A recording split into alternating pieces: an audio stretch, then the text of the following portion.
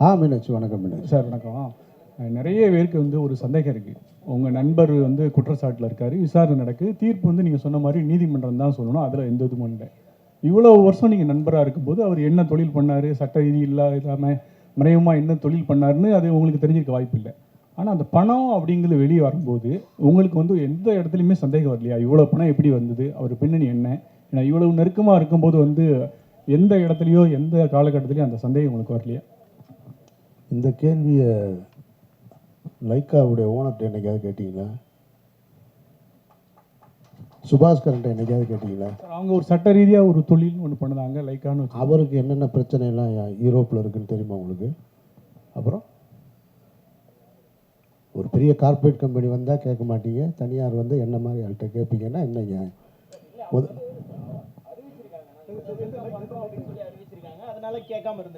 Sir அவரும் அங்கே வந்து அவர் மேலே ஒரு குற்றப்பதிவு இருக்கா இல்லையா? லண்டனில் இருக்கா இல்லையா? இருக்கு. யாராவது கேட்டாங்களா? ரஜினி சார் கேட்டாரா? விஜய் சார் கேட்டாரா? அப்போ என்ன ஏன் கேட்குறீங்க? தம்பி, எல்லாரும் எப்படியாவது யானை எப்படி இருக்குன்னு சொல்லுன்னு ட்ரை பண்ணுறோம், கரெக்டாக?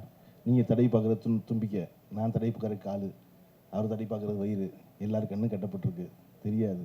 இப்போ அவர் சொன்னது போல் அவசரமாக தீர்ப்பு எழுதாதீங்கன்னு ஊடகத்தை சொன்னார்ல, அந்த மாதிரி விசாரணை நீங்கள் நடத்தாதீங்க. நான் வந்து ஒரு நிமிஷம் இருங்க, பதறாங்க, முதல்ல பதறாங்க, இருங்க சார் பதறாங்க சார், ஒரு நிமிஷம் கேளுங்களேன். நீங்கள் வந்து அவசரமாக இப்போ சொன்னீங்க இல்லையா, அவர் சொன்ன போல் தயாரிப்பு படம் அது இருங்க, அந்த தயாரிப்பு பதிலாக சொன்னுமே சொல்லணும். உயிர் தமிழுக்குன்னு ஒரு படம், அந்த படம் முடித்த உடனே உங்களுடைய கேள்விகள் பூரா அதை நோக்கி திரும்புங்கிறதுனால அவராக முன் வந்து அதெல்லாம் சொல்கிறாரு. இப்போ மறுபடியும் ஆதம்பாவா பிரச்சனையுமா இருக்கும், டேய் என் படம் வியாபாரம் ஆகலை கெடுக்கிறாங்கன்னு சொல்லிக்கிட்டு இருக்கேன், அதை எல்லாத்தையும் விட்டுவிட்டு இவங்க என்ன பேசிக்கிட்டு இருக்காங்க பாருன்னு அவர் மைண்ட் செட்டு பூரா இருக்கும். நம்ம ஒரு ப்ரெஸ் மீட்டை நடத்தி வச்சுக்கிட்டு இருக்கோம், இங்கே ஒரு விசாரணை நடத்திக்கிட்டு இருக்காங்கன்னு. நல்லா கேளுங்க, நாளைக்கு இன்னும் அமீர் தொடர்ந்து பார்த்துட்டே இருப்பார், நாளைக்கு தனியாக ஒரு ப்ரெஸ் மீட் வச்சு இதை பூரா நடத்தி பேசிடுவோம். இதை தொடர்ந்து பேசினீங்க நிமிஷம் அவர் ஒரு சொல்லிவிட்டோம், இதை தொடர்ந்து பேசி முடிவுக்கு வராத பேச்சு, புரியுதா? கிண்ணமும் அறமும் தெரிஞ்சாதான் கிண்ணம் தெரியும், அறமும் தெரிஞ்சால் கிண்ணம் தெரியுமா? ரெண்டு பேரும் மாறி நீங்கள் ஒரு கேள்வி கேட்க பதில் அவர் பதில் கிடையாது, அவர் திருப்பி ஒரு கேள்வி, பதிலுக்கு அவருக்கு ஒரு கேள்வி, இதுவே நடந்துக்கிட்டே இருக்குது கடைசியில். அதனால இப்போ என்ன வழினா, ஆதம் பாவா சொல்கிற மாதிரி, பாவா கரெக்டு தானே? ஆமாம், எப்படியாவது அடுத்த 10ஆம் தேதிக்குள்ளே மிச்ச ஏரியா வியாபாரம் பண்ணணும், இந்த படம் ஒரு காமெடி படமாக எடுத்து வச்சுருக்கோம், அந்த வேலையை பார்த்துருவோம்னு நினச்சிக்கிட்டு இருக்காரு. ஒரே ஒரு தடவை அமீர் சொல்லிவிட்டோம், அதை வளர்த்துக்கிட்டே இருக்காதிங்க, காரணம் முடிவுக்கு வராதுன்னு நான் சொல்கிறேன். அப்புறம் இல்லை வளர்ப்பீங்கன்னா வளங்க, ஒன்றும் இல்லை, 3 மணி நேரம் உட்காந்துருந்தேன், இன்னொரு 3 மணி நேரம் உட்காந்துருக்க மாட்டேனா? நல்லா உட்காந்துருப்போம், எல்லோரும் உட்காந்துருப்போம். கேளுங்க,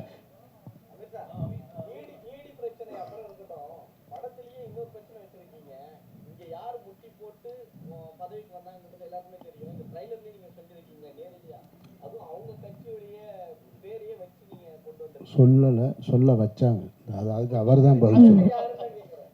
அவர் தானே எழுத்து தயாரிப்பு இயக்கம்னு போட்டிருக்காரா இல்லையா? அவர்கிட்ட தான் நீங்கள் கேட்கணும்.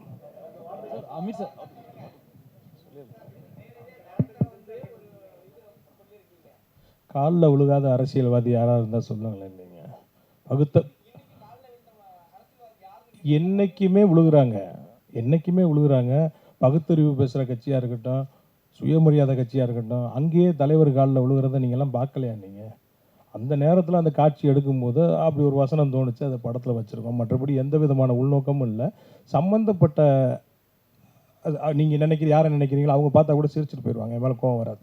அமீர் சார் இங்கே பரத் இங்கே வணக்கம் தலைவா, ஒரே ஒரு கேள்வி மட்டும்தான், முடிச்சுடுங்க தம்பி, அமைதியாக இருந்தால் கொஞ்சம் யாராவது ஒருத்தர் ஒருத்தரா கேள்வி கேளுங்க. மைக் கொடுத்திருக்கோம், மைக் உங்க கையில வந்ததுக்கு அப்புறம் கேள்வி கேட்டா நல்லா இருக்கும். தொடர்ச்சியாக படத்துல பல தளங்கள்ல பயணப்பட்டு இருக்க அமீர் சார் கிட்ட தொடர்ச்சியா பல தளங்கள்ல பயணப்பட்டுட்டே இருக்கீங்க. ஆனா ஒரு கலைஞனுக்கு சர்ச்சையின் செல்லப்பிள்ளையா ஏதோ ஒரு பழைய படத்துல இருந்து ஒரு சர்ச்சை வருது, இல்லைன்னா புதுசா இப்போ ஒரு சர்ச்சை, நீங்களே வந்து அது கிளாரிபிகேஷன் தானே வந்து நீங்க பேச வேண்டிய கட்டாயம். இது எந்த அளவுக்கு உங்களுடைய அந்த கலை, அதை நீங்க கான்சென்ட்ரேட் பண்ணக்கூடிய விஷயங்கள்ல பாதிப்பு ஏற்படுத்துது? அது எப்படி உங்களை நீங்க சமரசம் இல்லாத என்னுடைய வாழ்க்கை தான் எனக்கு இவ்வளோ பெரிய சிக்கலை கொடுக்கறதா நான் நம்புகிறேன். நான் யாரோடையும் சமரசம் செய்ய தயாராக இல்லை, அதனால எனக்கு சிக்கல் இருக்குது, அதை நான் விரும்பி ஏற்றுக்கிறேன், அவ்வளோதானே. இதில் என்ன இருக்குது? நான் பிறருக்கு தொல்லை தரேனா பாருங்கள், என்னால் பிறருக்கு தொல்லைன்னு இது வரைக்கும் ஒரு செய்தி வந்திருக்கா இத்தனை ஆண்டு காலம் அந்த சினிமாவில்? எனக்கு தொல்லை வந்திருக்கு. அதை நான் விரும்பி ஏற்றுக்கிறேன், சந்தோஷமாக ஏற்றுக்கிறேன். இருக்கிற காலகட்டத்தை சந்தோஷமாக கடத்திட்டு போகிறேன், அவ்வளோதான். இல்லையே, வழக்கு இன்னும் குற்றப்பத்திரிக்கை. நன்றி நன்றி நன்றி நன்றி. அண்ணே முடிச்சிடட்டுண்ணே, அண்ணே முடிச்சிடட்டுண்ணே. ஆ,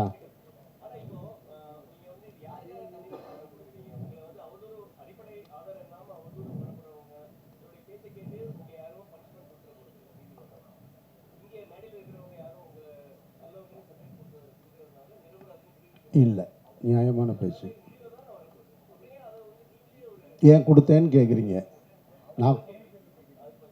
அதாவது நான் தொடர்ச்சியாக எப்பொழுதுமே பத்திரிகையாளர்களை சந்திக்கிறவன்.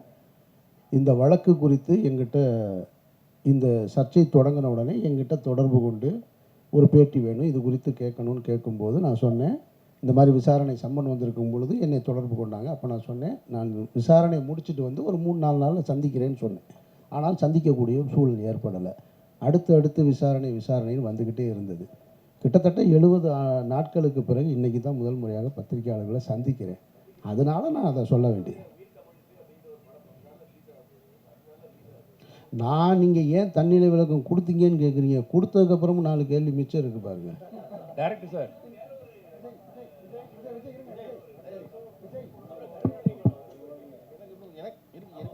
நான் சும்மா வாழ்த்த வந்த இடத்துல என்னை மாப்பிள்ளை ஆக்காதீங்க நீங்க. யாரு? Director sir. ஆமா, தேசிய இருக்கு. ஓகே, உங்களுக்கு என்ன படம், என்ன மலர் பிடிக்கும் உங்களுக்கு? இல்லை சார், உங்களுக்கு பிடிச்ச ஒரு மலர். எனக்கு மல்லிகைப்பூ பிடிக்கும் சார். எனக்கு மல்லிகைப்பூ ரொம்ப பிடிக்கும். இருங்க சார், எனக்கு மல்லிகைப்பூ ரொம்ப பிடிக்கும். ஐயோ, அதனால டைரக்டர் சார் ஒரே ஒரு क्वेश्चन உங்கள்ட்ட சார். ஏன்னா காசி ஆனந்தனுக்கு அது இருந்துச்சு, அதனால எனக்கு அது இருக்கு. காசி ஆனந்தனுக்கு இருக்கு, அது காசி ஆனந்தன் எழுதுனது. நான் கூட சொன்னது. டைரக்டர் சார், படத்தை வந்து பிசினஸ் பண்ண விடலன்னு சொல்லி நீங்க சொல்லியிருந்தீங்க. உங்கள்ட்ட ஒரு ஆடியோ இருக்குன்னு வேற சொல்லியிருந்தீங்க. அதை நீங்க இப்போ சொன்னதே வந்து பெரிய சர்ச்சையாகும். இப்போ இதை பத்தி பேசுவாங்க யாரா இருக்கும் என்னன்னு. அதை நீங்க ஓப்பனா சொல்லிட்டீங்கனாலே அது முடிஞ்சிடும்ல. இப்போ யார் இவங்க தான் எங்களுக்காண்டி இது படத்தை வெளியிட பிரச்சனை பண்றாங்க அப்படிங்கிற மாதிரி. நான் யாரையும் பேரை குறிப்பிட்டு சொல்லலை. சம்மந்தப்பட்டவங்க ஒரு வேளை பதில் சொன்னாங்கன்னா நான் அதை வெளியிடுறேன். நான் என்கிட்ட இருக்கு, தனியாக வாங்க வெளியே, உங்களுக்கு தனியாக காட்டுறேன். டைரக்டர் சார் உங்களுக்கு ஒரு கொஸ்டின். டைரக்டர் சார்,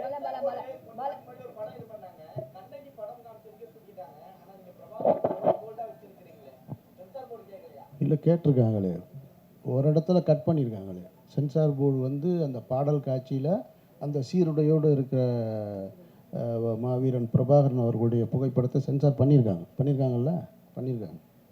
இது வெளியில் இருக்குது, படத்தில் கட் பண்ணியிருக்காங்க. சார், தமிழ்நாட்டில் அத்தனை அரசியல்வாதிகள் இருக்காங்க. உங்களுக்கு தான் இங்கே அரசியல்வாதி இருக்காங்க. ஏடிஎம்கே சைடில் வந்து 2 பேர் போட்டீங்க. அண்ணா இருக்கார், பேரறிஞர் காமராஜர் இருக்காங்க, சரிங்களா? காமராஜர்லாம் இருக்காங்க. அவர்களாம் விட்டு பிரபாகரன் ஃபோட்டோ போட காரணம் என்ன? ஏன்னா கட் அவுட்டு, ஏன்னா அவர் ஃபோட்டோ போட்டாவே யூடியூப்பில் மறைக்கிறாங்க, எல்லா சேனல்ஸ்லேயும் வந்து கட் பண்ணுறாங்க, எல்லா பிரச்சனையும் வருது. தெரிஞ்சு நீங்கள் போட்டிங்களா? என்ன காரணமாக இருக்கும்? அண்ணா காமராஜரை ஏன் போடலன்னா அப்போ நம்ம பிறக்கவே இல்லை. அதனால் நமக்கு தெரிஞ்ச தலைவர் இவங்க, அதை நம்ம போட்டிருக்கோம். ஐயா பிரபாகரனை போட்டது 1000 கைகள் மறைத்து நின்றாலும் ஆதவன் மறைவதில்லைங்கிற மாதிரி அவரோட புகழை யாராலையும் எந்த காலத்துலையும் மறைக்க முடியாது. அப்படி ஒரு வேளை இப்போ ஐயா பிரபாகரனை வந்து இருக்காருங்கிறதுனால நாங்கள் போட மாட்டோம்னா பரவாயில்ல. தனித்தனியாக தானே இருக்காங்க, பக்கத்தில் இருந்தாலும் தனித்தனியாக தானே இருக்காங்க. அமீரண்ணே உங்களுக்குண்ணே இது வந்து படத்தை தாண்டி தான். ஆனால் இது வந்து உங்களுக்கு கேட்ட ஒரு கொஸ்டின். உங்களுக்கு நிறைய விமர்சனம் பண்ண ஒரு விஷயம். ஒருத்தர் காலையில் இது ஆகிட்டாரு, ஆக்சிடென்ட் ஆகிடுச்சு. அதை நீங்கள் எப்படி பார்க்குறீங்க? நான் இறைவன் மிகப்பெரியவன்னு பார்க்குறேன். நான் வேறு எப்படி பார்க்க முடியும்? இதில் ரொம்ப முக்கியமானது என்னென்னா, இந்த இறைவன் மிகப்பெரியவன்ற வார்த்தை வந்து ஜான் விடுங்க ஜான், ஒன்றும் அப்படி ஒன்றும் இல்லை. அவர் ஒன்றும் என்ன என்ன ஈடியில் விசாரிச்சதை கூட அவர் கேட்டுற போறாருங்க, என்சிபியில் கேட்டதை கூட அவர் கேட்டுற போறாரு. நான் நான் முடிச்சுக்கிறேன், உங்களுக்கு நான் ரொம்ப முடிச்சுக்கிறேன். உங்களுக்கு ரொம்ப ஃபேவரபிளா தான் நான் பேசுறேன். எனக்கு தெரியும், நான் பேசுறது ரொம்ப கரெக்டா நான் பேசுறேன். யாரும் யாரோ ஒரு நிமிஷம் என்னை பேச விடுங்களேன். சொல்லுங்க. நான் சொல்றது கேளுங்க. நீங்க என்னை கஷ்டப்படுத்துகிற கேள்வி கேட்டால் கூட ஒரு நாளும் பத்திரிகையாளர்கிட்ட நான் கோவப்பட்டதில்லை. கோவப்பட்டிருக்கேன்னா ஒரு நிகழ்வு காட்ட முடியுமா? சரி, நம்ம படத்தை பத்தி ஒன்று கேட்குறேன். இருங்க, நான் முடிச்சிடுறேன். அந்த அவர் சொன்னார் இல்லையா, நான் இறைவன் மிகப்பெரியவன் சொல்லி எனக்கு இறை நம்பிக்கை இருக்குது. நான் சொல்கிறேன், அவர் பெரியாரிஸ்ட், அவர் சொல்கிறாரு இறைவன் என்பது பொதுச்சொல் தானே. உங்களுக்கு இறைவன், எனக்கு இறைவன், யாருக்கா இருந்தாலும் கடவுள் நம்பிக்கை இருக்கவனுக்கு இறைவன் மிகப்பெரியவன். நான் ஒன்றும் அதை அரபு சொல்லல, சொல்லவும் இல்லை. கேலியும் கிண்டலுமாக அதை யூடியூப்பில் உட்காந்துக்கிட்டு இறைவன் மிகப்பெரியவன் தெரியுமா அப்படி எதுக்கு இருக்கணும், இறைவன் மிகப்பெரியவன் அப்படின்னு ஆப்போசிட்டில் ஒருத்தர் நக்கலுமா. எனக்கு என்ன தோணுச்சுன்னா, அப்போது ஒன்று மட்டும் எனக்கு தெளிவாக புரிஞ்சுது. அதை நான் இங்கே அரசியலாக பதில் சொல்லித்தான் ஆகணுன்றதுனால சொல்கிறேன்.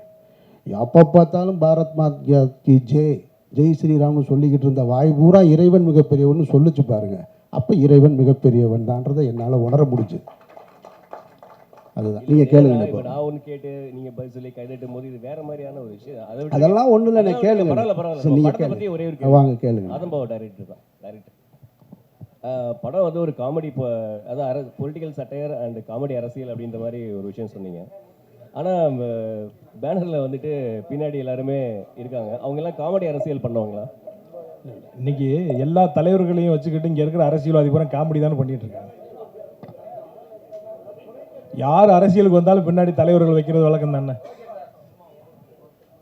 என்னோட ஹீரோ என்ன அரசியல் பண்றாருன்னு படத்துல பாருங்க. இது ஒரு கம்ப்ளீட், இது ஒரு காமெடி படம். இது ஒரு காமெடி படம். அதை மைண்டில் வச்சுக்கிட்டு படம் பாருங்க. அதுக்கு மேலே உங்களுடைய விமர்சனத்தை உங்களுக்கு பிடிச்சிருக்கு பிடிக்கலன்னு நீங்கள் பேசுங்க.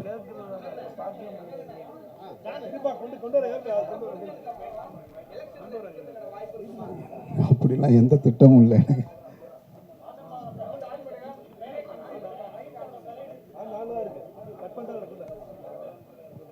அவருடைய அறிவுரை இருந்தது, நான் மனப்பூர்வமாக ஏற்றுக்கிட்டேன், கேட்டேன், அதை நான் செஞ்சுருக்கேன். ஹலோ ஹலோ சார், இந்த பக்கம் சார். சார் இந்த பக்கமும் கேள்வி கேட்க நிறைய பேர் இருக்காங்க சார். உங்களுடைய இடது பக்கத்துலையும் கேள்வி கேட்க நிறைய படம் பாருங்க சார். மைக் இப்போ தான் கிடச்சிருக்கு. இப்போவே எல்லாம் சொல்லிட்டா. அதாவது உயிர் தமிழுக்குன்ற டைட்டில் என்னை யாராவது அடிக்க வந்து ஐயா காப்பாற்றுங்கன்னு தமிழ் தான் சொல்கிறேன். பசிச்சா அம்மா சோறு போடுன்னு தமிழ் தான் சொல்கிறேன். என்னோட தாய்மொழி அது. எங்கேயோ இருந்து வடநாட்டிலேருந்து வந்து இங்கே நம்ம பிரதமர் வந்து தமிழனா பிறக்கலைன்னு எனக்கு வேதனையாக இருக்குன்றாரு. நம்மளுடைய மொழி, நம்மளுடைய கவிதையும் கற்பனையும் கலையும் நம்ம தாய்மொழியில் தான் அது வரும். அதனால் டைட்டில் பாருங்கள், தமிழ், நாங்கள் தமிழோட விளையாடி இருக்கிறோம், கொஞ்சி இருக்கிறோம், கெஞ்சி இருக்கிறோம். நீங்கள் படம் பாருங்கள், உங்களுக்கு தெரியும், நீங்களும் அதை செய்வீங்க சார். இடியிலிருந்து நம்ம ஜாஃபர் சாதிக்கு நம்ம இப்போ படத்துக்கு வருவோம் சார். இப்போ அந்த படத்தில் வந்து இந்த டேபிள் கடியில்ன்ற வசனம் வந்து யூடியூப்பில் பார்க்கும்போது அது மியூட் பண்ணலை. ஆனால் இப்போ நீங்கள் ட்ரைலர் போட்டு காட்டும் போது அந்த வசனம் வந்து மியூட் பண்ணப்பட்டிருக்கு. ஆனால் காலில் விழாத அரசியல்வாதிகள் இல்லை அப்படிங்கிறீங்க. குறிப்பிட்ட அந்த டேபிளுங்கிற அந்த வசனம் வந்தது, ஏன் மியூட் பண்ணீங்க? சென்சாரில் அது யாரையோ மென்ஷன் பண்ணதுன்னு அவங்க நினைக்கிறாங்க, அதனால் நீக்கிட்டாங்க. சென்சார் போர்டு எதுக்கு இருக்குன்னே தெரில. நீங்கள் பாருங்களேன், வெள்ளை கொக்குகளா எங்கள் காட்டை விட்டு போங்க வெள்ளை கொக்குகளான்னு சுதந்திரத்துக்கு முன்னாடி பாடினாங்க. அன்னைக்கு சென்சார் இருந்துச்சு. இன்றைக்கி நம்ம ஹீரோ பார்த்தீங்கன்னா 40 வெள்ளைக்காரனோட பாட்டு பாடிக்கிட்டு இருக்கான், நின்று டான்ஸ் ஆடிக்கிட்டு இருக்கான். இன்றைக்கி எதுக்கு இந்த சென்சாரு? அவங்களுக்கு ஒரு அஜெண்டா இருக்குது, அவங்க செய்கிறாங்க, அவ்வளோதான். யூடியூப்பில் அது இல்லாதனால அது இருக்குது. நிறைய இருக்குது, நிறைய அரசியல் இருக்குது. அரசியல் படம் அடுத்தடுத்து இந்த படம் வெற்றி அடைஞ்சால் நிறைய ஸ்ட்ராங்கான படமே எடுப்போம். அதில் பாருங்கள். நன்றி நன்றி நன்றி. விழாவை சிறப்பித்த சிறப்பு விருந்தினர்களுக்கு மீண்டும் ஒரு முறை நன்றியை தெரிவிச்சுக்கிறோம். பிரசன்ட் மீடியா உங்க எல்லாருக்கும் ஸ்பெஷல் தேங்க்ஸ். வந்திருந்த